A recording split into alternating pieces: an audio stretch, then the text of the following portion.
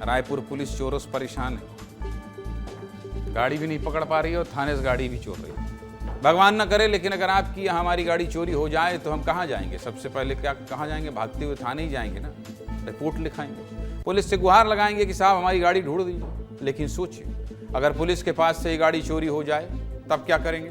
अगर पुलिस की देखरेख में ये गाड़ी सुरक्षित ना हो तो शहर के बाकी जगहों पर सुरक्षा की गारंटी कैसे मिली? ये सवाल इसीलिए पूछ रहा हूँ क्योंकि छत्तीसगढ़ की राजधानी रायपुर में ऐसा ही अजीबोगरीब मामला सामने आया। घटना घटी है भाई चोरी, जहां यातायात मुख्यालय से जब्त स्कूटी गायब हो गई।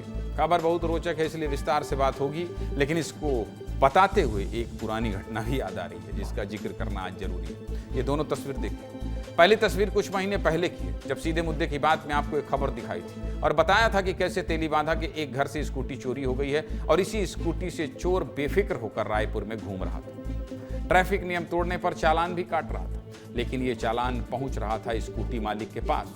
अब इस घटना की जांच चल ही रही थी और पुलिस कई महीनों से चोर को पकड़ने का प्रयास कर ही रही थी, तभी एक और स्कूटी चोरी हुई। और इस बार चोरी किसी के घर से नहीं हुई, बल्कि कालीबाड़ी के यातायात मुख्यालय से हो गई। और यहां भी पुलिस चुराने वाले को पकड़ने में लग गई और ना जाने कब तक ये चोर पकड़ा जाएगा। लेकिन इसके पहले ये घटना हुई कैसे आपको बता देता हूं, पूरी खबर बता देता हूं। मार्च में पुलिस लगातार चेकिंग और पेट्रोलिंग कर रही थी क्योंकि होली के समय कानून व्यवस्था मजबूत रखनी थी। इसी दौरान शराब पीकर गाड़ी चलाने वाले एक शख्स को पुलिस ने पकड़ा और इसकी स्कूटी जब्त कर ली गई। समझे आप? थाने में जब्त हो, जिसे यातायात पुलिस मुख्यालय के सुरक्षित यार्ड में लाकर खड़ा कर दिया गया। 3 महीने बाद जब स्कूटी वाला वापस आया तो स्कूटी गायब मिली। घबराकर जब मालिक ने शिकायत की तब जाकर पुलिस को पता चला।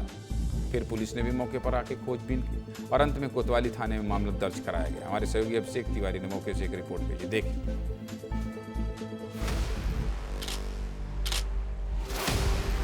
राजधानी रायपुर में कमिश्नरेट लागू होने के बाद हमने आपको खबर दिखाई थी कि किस तरह से ट्रैफिक नियम तोड़ने वालों पर कार्रवाई की जा रही है। ड्रिंक एंड ड्राइव पे कितनी सारी कार्रवाई हो रही है और कितनी ज़्यादा रिकॉर्ड तोड़ कार्रवाई में गाड़ियां जब्त की जा रही हैं।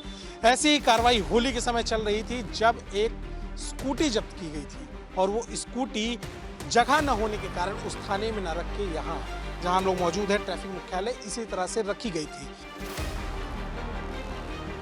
ट्रैफिक मुख्यालय से वह गाड़ी चोरी हो गई है। अब देख ही पा रहे होंगे कितनी सारी गाड़ियां यहाँ पे रखी हुई हैं।